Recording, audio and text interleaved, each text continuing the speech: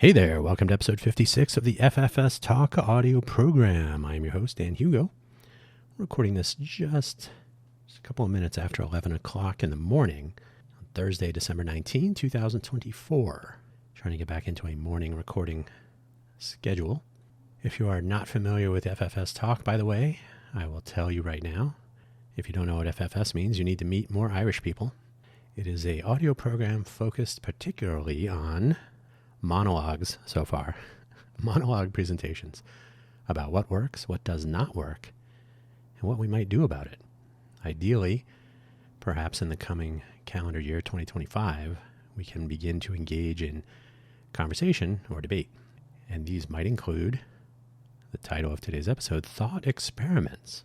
In fact, one could argue every episode of the FFS Talk audio program has been the presentation of a potential thought experiment. So any of the individual episodes are fodder for continued discussion, and they may be considered individually as the beginning of a thought experiment. Maybe.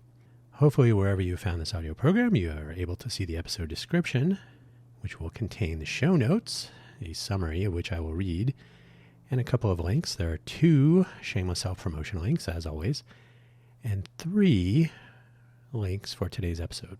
The quicker we get through these, the quicker you will reach the end of this episode. As the holidays approach, surely you have other things to do. But thanks for listening. On with the show. The summary is as follows. Have you ever been involved in a conversation or perhaps a presentation where you pose a hypothetical to make a point or to illustrate an idea, and you find yourself defending your hypothetical instead of the point you're attempting to make? Thinking outside the box is not for the faint of heart, nor is it for everyone.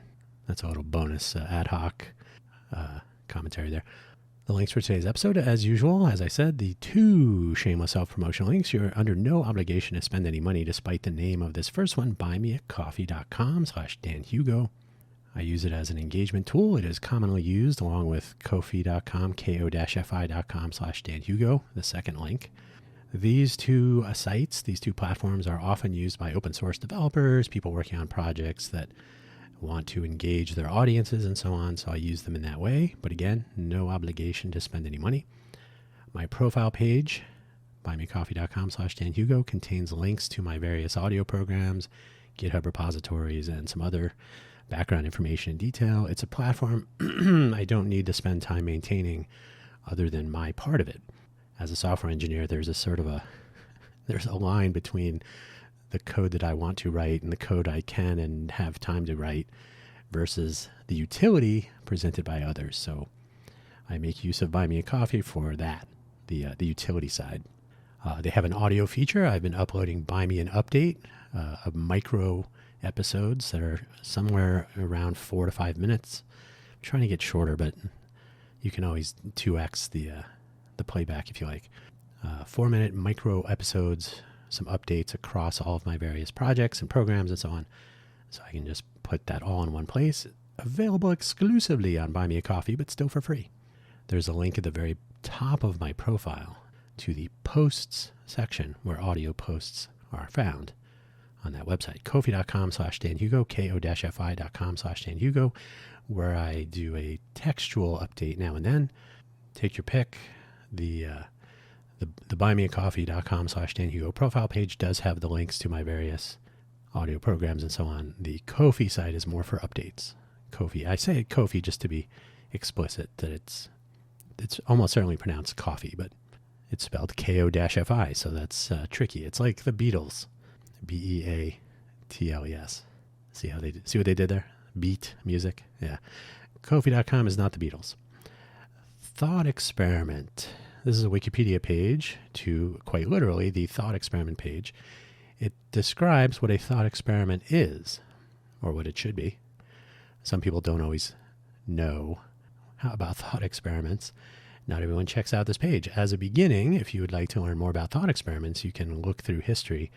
I don't know if anybody knows about this guy, Einstein, back in the day. He used to do the German equivalent, Gedanken experiment. The correct spelling is on the Wikipedia page.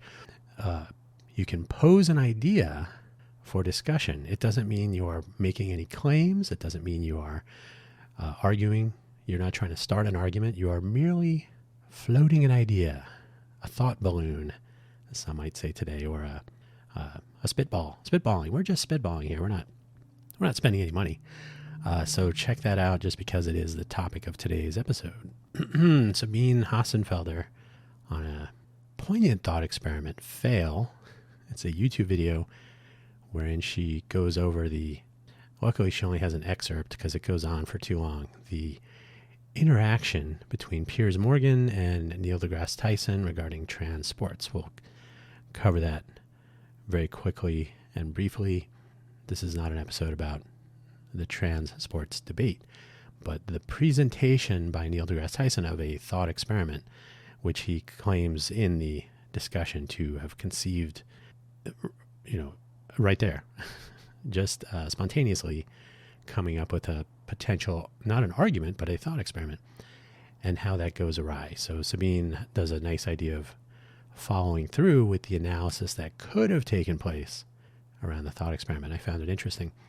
And the Mott and Bailey fallacy, just to round things out a bit, the Mott and Bailey fallacy in a very brief description by me. You take an argument that is difficult to defend and you make it the same as an argument that is easy to defend. So I didn't actually have one prepared. I will say, well, the trans athlete. No, I don't want to take that on. That's too crazy. Everyone deserves a chance to have a job. That's hard to argue. Everyone deserves to make the same amount of money. That one is easy to argue against because of skill levels and experience and knowledge, and there's a host of variables. But if you make them the same, everyone deserves equal access to the same exact rates of pay. Then it gets very complicated. But if you make identical the premise that everyone deserves a job and everyone deserves the same amount of pay, then you've conflated the arguments. One is easy and one is more difficult to defend, the Mott and Bailey fallacy. That was not a great example because I just came up with it right now. I should have spent a moment beforehand. But really, the Mott and Bailey fallacy, you can read the Wikipedia page on it. It comes up more often than you might imagine. It's not always, well, first of all, nobody labels it as such. Not everybody is aware of this. But if you can present an argument, you'll hear terms straw man, steel man, and various other fallacies, and availability, and confirmation, and so on, selection, survivor, all these biases and fallacies, and they're all kind of floating around. The Mott and Bailey fallacy comes up frequently, especially for people who either are very experienced at arguing or who are not experienced at arguing or debating or contemplating different options. If you can conflate two things, one easy and one difficult to defend, you may put a stop to your counterparts, for better or worse. So the Mott and Bailey fallacy, I'll refer to this later in the episode, but also you should just be generally aware of that. My advice, my opinion, you can take it or leave it. So the example controversy that Sabine Hassenfelder covers here, it's not an episode about trans athlete issues. The argument that took place between Piers Morgan and Neil deGrasse Tyson is a recent example of a thought experiment gone wrong, very wrong. In fact, Dr. Sabine Hassenfelder has a decent rundown, which I've linked to, with the actual thought experiment gone wrong, and then her own analysis of the reason for the thought experiment, which is in fact the reason to present a thought experiment in general, to examine its implications. And if you read through the Wikipedia page, I think they state it right up front. It's a way to discuss or analyze or argue or debate potential outcomes and impacts that may not be apparent to the person who comes up with a thought experiment. Like, what if everyone goes vegan? Well, what could happen? What are the good and the bad things, right? So if you come up with some notion and you present a thought experiment around it, it doesn't mean you're trying to argue. In fact, you can present a thought experiment for something you find ridiculous, and then hopefully a fruitful conversation might ensue. in this case with Morgan Tyson, if you visit the original interview, I wrote peer. Let me write peers. I don't really publish the notes themselves, but for my own edification. So if you actually watch the actual conversation, if you want to call it a conversation, Piers Morgan, I think, revels in argument and worse. And so this was probably just in keeping with his methodology. You can see the argument continues to unwind. It becomes sort of silly with attacks on the premise and, in fact, on Neil, ultimately, and not completely obvious in the interview, but then what follows are attacks on Neil deGrasse Tyson as a result. And the thought experiment itself, rather than on the reason that Neil deGrasse Tyson posited this notion. Just very briefly, he suggests using hormone ratios as a way to divide participants in athletic competition. His original notion, though, around which he presents this thought experiment, is that athletic competition should be interesting, and he uses his own personal experience with wrestling. He suggests that the reason there are weight classes in wrestling is so that you match opponents for an interesting wrestling match. You don't want to have someone at a 240-pound weight class arguing wrestling against someone in a 125-pound weight class. That would be a very short, potentially injurious engagement. So part of aside from the safety of the athletes themselves, which should really be paramount, it just doesn't make sense to pit athletes against each other. And this is really more about individual sports, not team sports. Team sports are more complicated. They're not complex. You can analyze these issues, but you have a team of people, so the skills can overlap and complement and so on. So the individual contribution of a particular athlete is a part of the whole. But on individual sports, his contention is that matching athletes for a valuable engagement, where the value is like, the audience is going to be more interested in a well-matched set of athletes. That's why you have competition. What do you call it? The trees? What do you call that? I'm totally spacing on the name. Leaderboards and whatnot. You pit competitors against each other, and you ultimately come up, ideally, with competitors who have defeated their rivals on either side of a hierarchy, and you end up pitting allegedly the best against the best. So if that is the goal, his position is, rather than doing it by biological sex or by gender, and I will say that those are probably separate, just from a purely physical standpoint. There's stuff that you can say, oh yeah, there it is, and then there's other things that are much more nuanced and much more personal. So you can take either. You can consider those. His argument, his thought experiment that he presents in the moment, is to consider hormone ratios as a way of dividing up athletes, so that they are. And he presents this in such a way as to say, and I guess I'm kind of defending Neil here, but I'm defending the notion of a thought experiment. Not only does he say, I'm just coming up with this right now, but he says, and his motivation is, how do you pit athletes against each other that are more evenly matched? And Piers presents a reasonable counter initially about hormone levels versus actual body weight in a boxing match, for example. And so that's a reasonable response. So it starts out not so bad, but it really unwinds after that, in my opinion. So there's eventually the discussion or interview or argument goes a little bit off the rails, really, but this becomes the basis for personal attacks on Tyson, and yet more. And Neil deGrasse Tyson has had some controversial views on trans issues in general.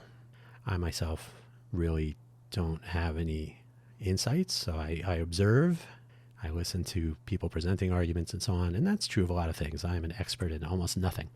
And yet more hand-wringing on a controversial topic, which this most certainly is, which Tyson was almost certainly attempting to have a conversation about with this common approach, the thought experiment.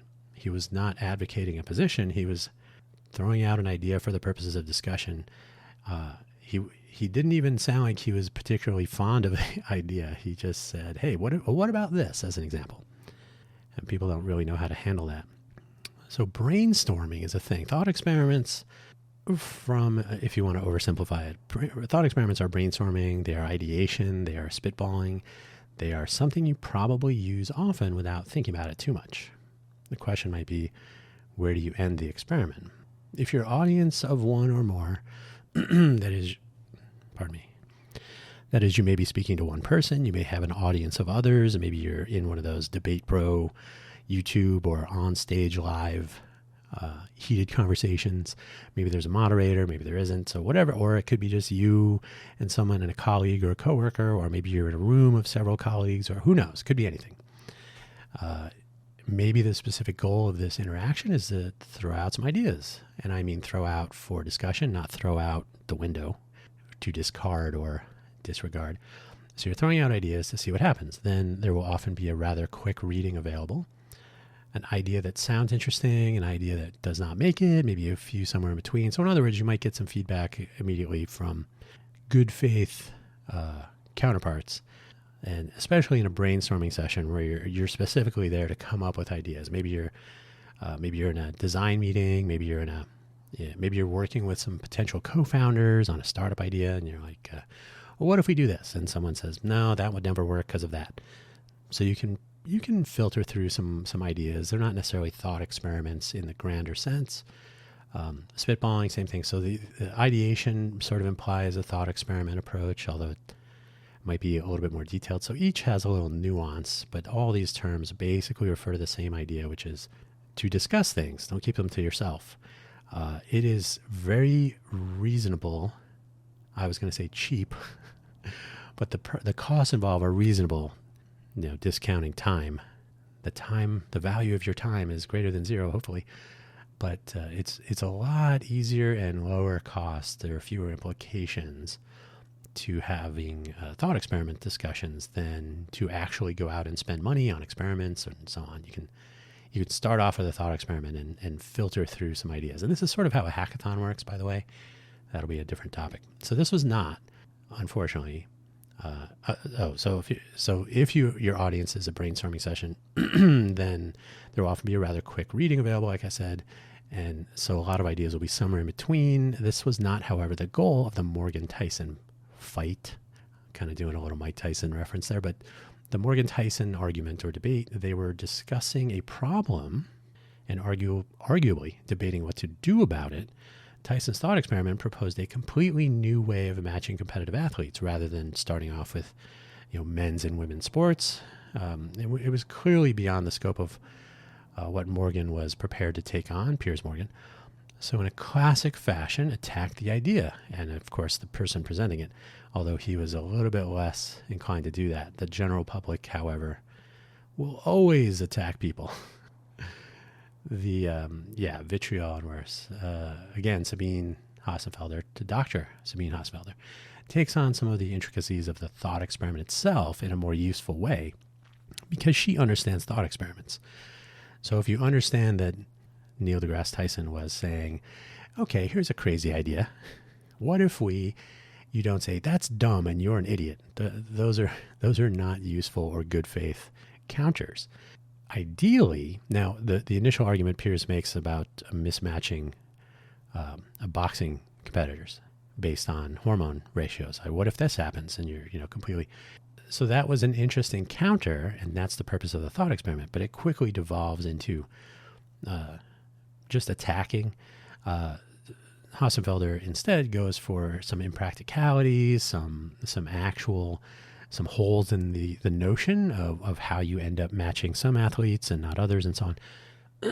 She has the benefit of time and the benefit of visualization resources, and she's not partaking in an actual argument, taking attacks in real time. So there's a little bit of that. But this is why there are some upsides to presenting a thought experiment without a time constraint or without subjecting an audience to a real-time, uninformed or considered argument or discussion about the thought experiment itself. So if the thought experiment is allowed to extend over some time, days, weeks, ultimately it is the discussion about the thought experiment itself, not beating someone, not winning a debate. It's about resolving the potential. This thought experiment actually kind of makes sense. Maybe we should pursue it. And again, this is sort of what hackathons are for. Similar notion, different implementation. So what you'll often encounter, and if you've ever presented a notion and gotten unexpectedly bizarre feedback or pushback, you probably know what I'm talking about. Depending on your audience and the amount of time you have, presentation of a thought experiment may be off-putting or confusing or even insulting to your audience or your counterparts or whoever are in. One common reaction might be to argue out loud against the premise of the thought experiment immediately. This may or may not be malicious. That is, this may not be an attempt to undo your position on a matter, but rather to rush to a safe space where what you are suggesting is not possible, so we should just not go there. I found myself in a discussion with someone many, many years ago. I can say generically, but my recollection, and I don't honestly remember what we were discussing, but I'm recalling the tenor of the conversation. It was something like, suppose we switch to all diet sodas. For whatever reason, I'm just picking some random topic. And before I could complete the sentence, the other person said, yeah, but you can't do that because they cause cancer. Or whatever. His argument was undoing my statement of the thought experiment right away. Don't even want to go there. So I said, right, but suppose we just for the sake of argument, suppose we'd say this. He said, but you can't do that because. So we literally did about 4 laps around this and I gave up. So there was zero interest in participating in the thought experiment, almost certainly because there was no understanding of what a thought experiment was. And this is not an attack on this person's intelligence, more just a familiarity with how you examine or investigate ideas in thoughtful conversation and critical conversation. If you unravel the premise before the conversation begins, you are not, as it turns out, not maliciously, but you're not interacting in good faith. You're not listening. If you are not in a conversation or debate with a person or group that understands the reasoning behind a thought experiment, it's difficult to use this methodology to encourage consideration of a new idea or approach. I think this was the Morgan Tyson problem, basically. If the discussion is intended to prove unreasonable or illogical, especially in that latter case, your goal may be to show the absurdity of the approach that you posit. So in my example, kind of this, which I just came up with now, that was not the real one, but the end result was the person wasn't listening to me present something that was probably silly, but we're not even going to let you continue it's just, if you posit a thought experiment around something that should be considered absurd, so you're like, okay, suppose we do this thing that you're suggesting or that has been suggested, what will come of it? And you eventually arrive at some absurd potential outcomes. But your counterparts might derail your presentation entirely before you get to the discussion that may well prove their point for them. So they're not even interested in letting you get to that, where you end up saying, so you're right. They would rather not let you say that. There may also be a mismatch in background, experience, or just plain misunderstanding of what it means to consider a thought experiment. Situational awareness comes in handy here as well. Someone might want to reconsider a thought experiment approach when taking part in, say, a heated discussion with a spouse or significant other. Same goes for debate or arguments in pubs, bars, at a traffic stop. Officer, let me engage you in a thought experiment. Suppose I did stop at this red light. Or maybe most circumstances where you yourself are in peril, real or imagined. Suppose I don't give you my wallet. What would happen then? There is actual utility in thought experiments. That's why they're a thing. I'm laughing because of course there is. That's why we're talking about it. Thought experiment can be intensely valuable if you are interacting with others who are in the correct, whatever correct means, in a similar frame of mind, if they understand how thought experiments work. This is particularly true if you are engaged in important discussion, perhaps over a longer period of time, as I suggested earlier, than a single session, where some overarching challenge is drawing in some good good ideas and bad ideas where each might address the challenge but bring potential consequences, or may not address the challenge but bring positive side effects, or who knows? Who knows? That is what such discussion around thought experiments are intended to reveal. You don't always know when you have a side, when you have a preconceived notion, when you're coming up with something. You may just randomly come up with an idea sitting, about diet sodas. And someone might say, but consider this. Those can be good faith discussions that actually advance the cause, that bring value to the argument. They're not meant to attack you for presenting such an idea. How could you say something about diet sodas? What are you, an idiot? Yeah, one of the most critical aspects of a thought experiment when conducted with serious colleagues is the uncovering of some unforeseen possibilities.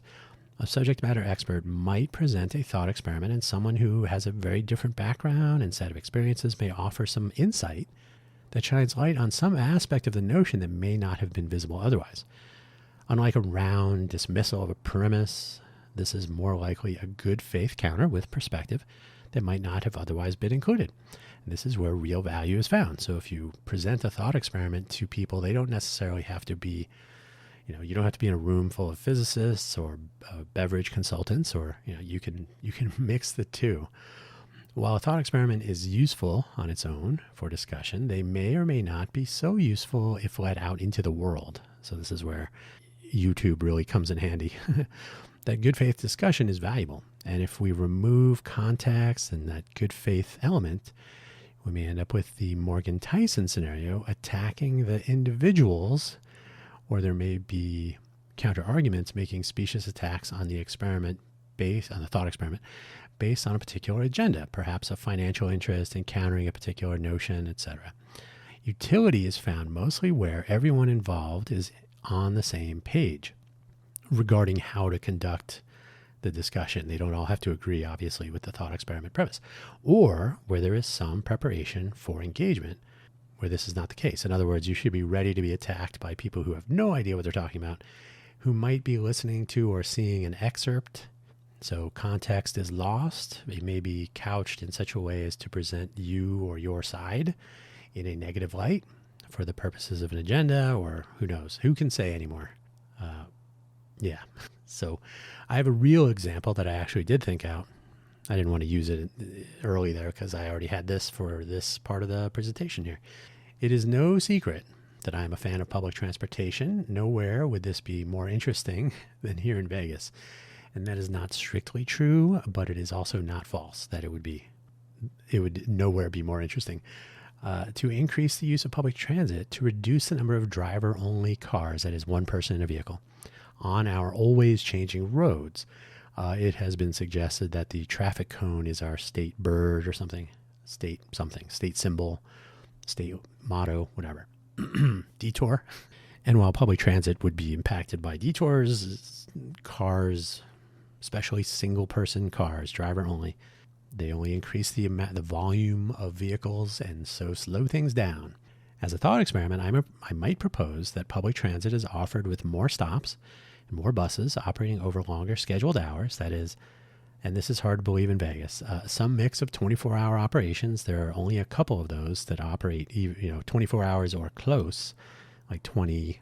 Can't remember. There's a 106 route I think operates 21 hours with a little respite in there somewhere.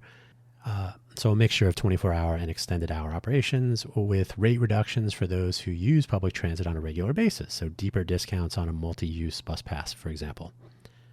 They do have, here in Southern Nevada, they do have bus passes, a 7-day, 30-day, and there might be another one in there somewhere. So you do get reduced rates.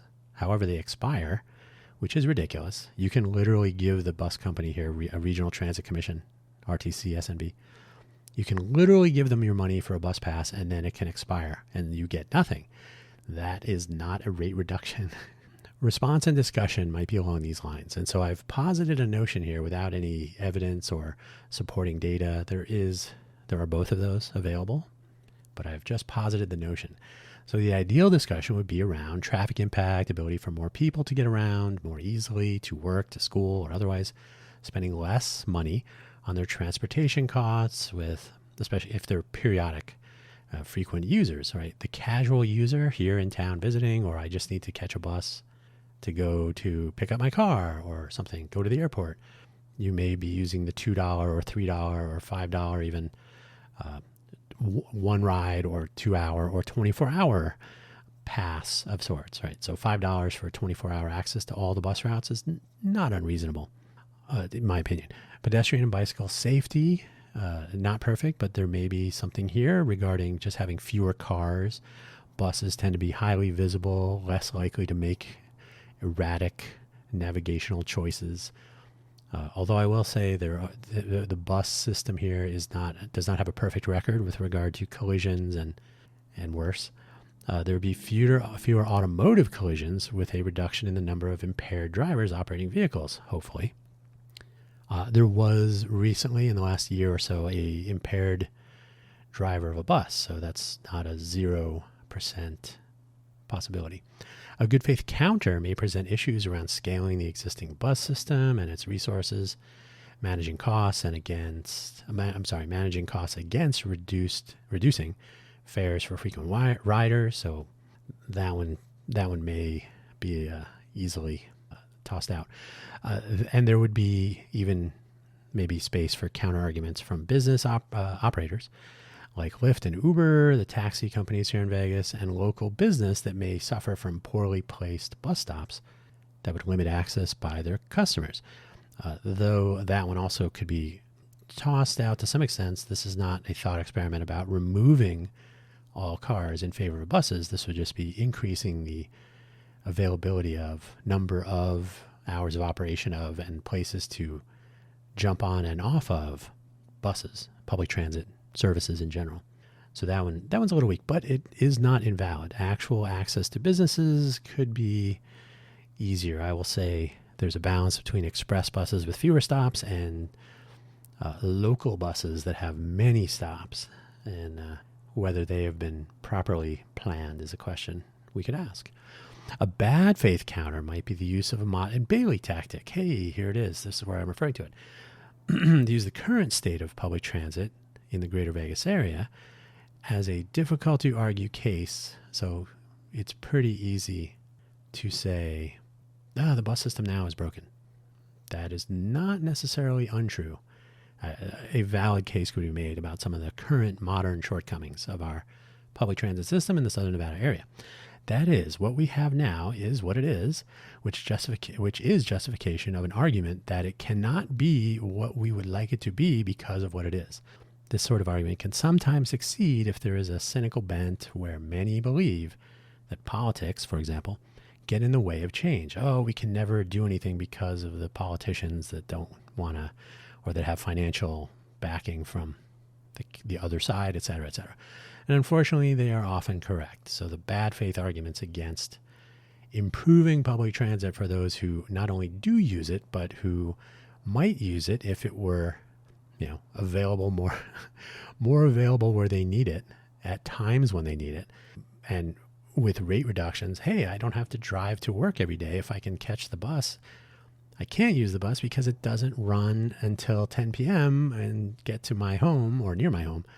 So I have to drive because there are no other options. So if we increase the number of options, we may well reduce the number of vehicles on the road, for example.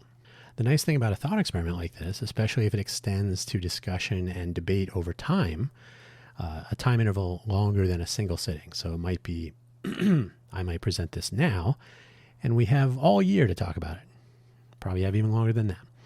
Especially if it extends to discussion and debate over some time interval longer than a single sitting, there may actually be room for some research, some data modeling, a presentation or two, and some actual reasoned arguments for and against, so to speak, which is ultimately the desired outcome of a thought experiment. Let's consider what might come of the premise and hopefully the arguments for and against the thought experiment. They may not be for or against public transit, for example, but like you've suggested a potential approach to something here. Let's see if there are some pieces that are good and bad and so on. So these are low cost or no cost pre-consideration possibilities of an idea or collection of ideas to address a real issue without breaking anything in the process. So my presenting the notion that we increase the number of buses and number of stops and all that, I can say that for free. It doesn't cost anything. And we can actually look at ridership numbers. We can look at trends over time and the surveying that the bus system does use and the data that they publish about this. We can actually look at the trends of these and how they may or may not have changed over time and what that might imply. And then we can look at other cities and so on. So if there's time to do some research, a thought experiment may be the beginning of an actual structured contemplation where the costs involved are still low and where the potential for actually doing damage to the utility of the bus system is essentially zero. Asking questions and having discussions doesn't actually change anything initially. It leads to it, but we can talk about shutting down the bus system all day. The bus system is still operating. The buses are still running. The discussion is not the problem. It's unconsidered or poorly considered potential outcomes that then lead to action. Shutting down the bus system is, I hope, something that would get very early dismissal from good faith counter arguments. So can these thought experiments happen more often? The current state of zero attention span social media engagement makes serious and good faith, that's the important part, discussion around thought experiments or anything really a serious challenge. A very serious challenge, and one that may seem insurmountable. I often find myself kind of giving up, like, I don't even want to waste my time watching some of this stuff. And if you happen to have been watching politics, for example, on YouTube, especially between July 21st, was it, and November 5, YouTube wants to feed you political aftermath nonstop. And at some point you think, this is enough. Give me some good Piers Morgan, Neil deGrasse Tyson thought experiment debacle. It is almost certainly critical if thought experiments or brainstorming or spitballing, if we want to use normal familiar terms, they're not quite the same terminology. They're kind of nuanced, but yeah, somewhere in there. If they're to be anywhere near mainstream, they have to take place in a serious setting to begin with. A debate on YouTube between subject matter experts is one such example. These do actually happen frequently, though these don't often get much attention from those who are outside of a particular interest area, partially because reasoned discussion and debate will very rarely raise the adrenaline levels of the audience.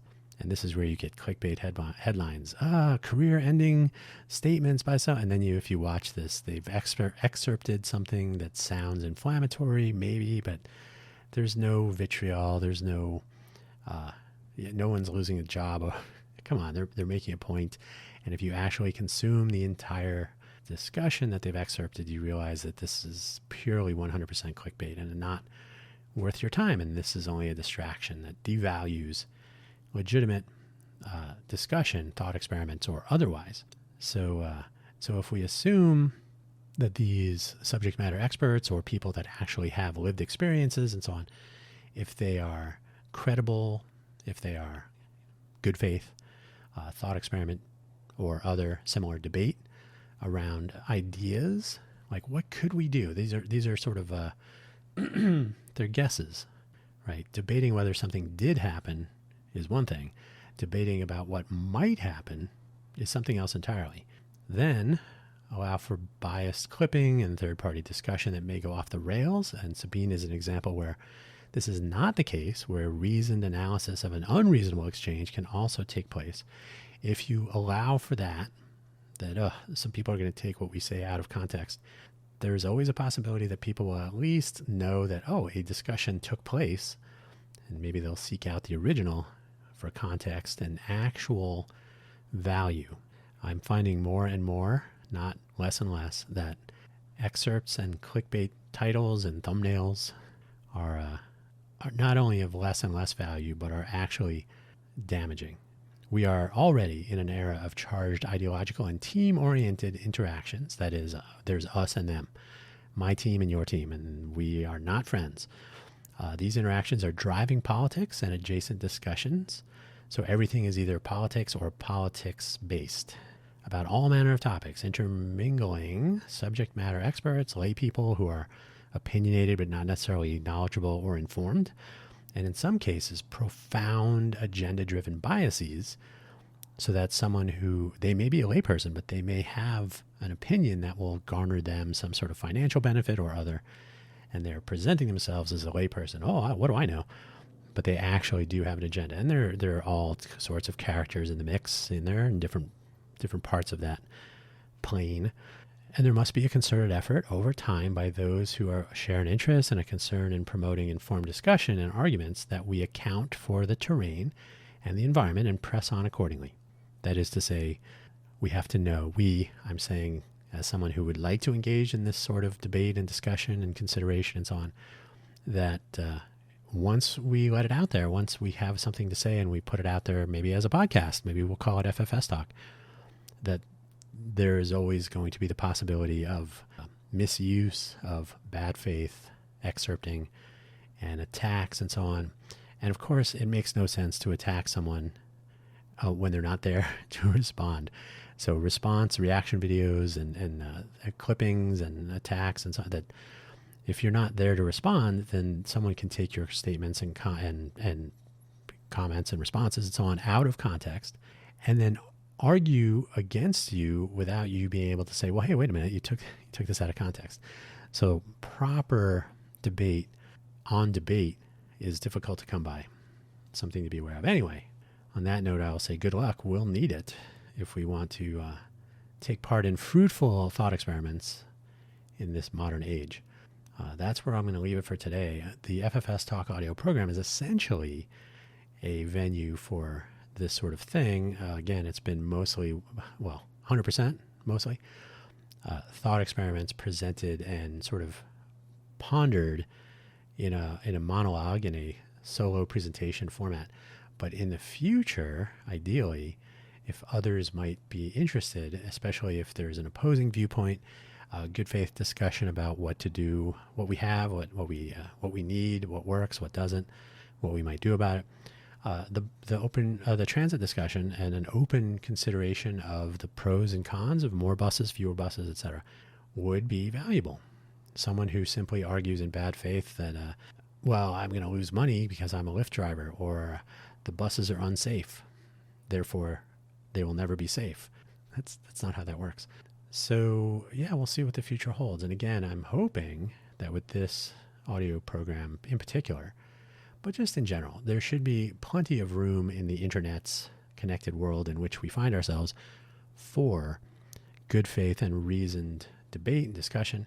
And thought experiments are a great way to consider possibilities without having to debate the impacts of bad decisions. That is to say, they are completely future-driven possibility discussion.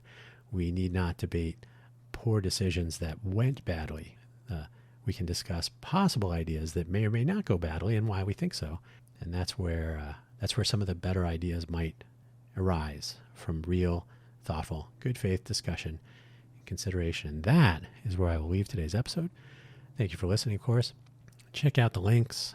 You can visit buymeacoffee.com/DanHugo. You can see the profile with the links to my various audio programs. You can see what my favorite coffee beans are. You don't have to spend any money, but any monies that do flow in through that or the Ko-fi, ko-fi.com/DanHugo profile pages, those all go towards coffee, which powers my various endeavors. And that is where I will leave today's episode. Thank you so much for listening, as always.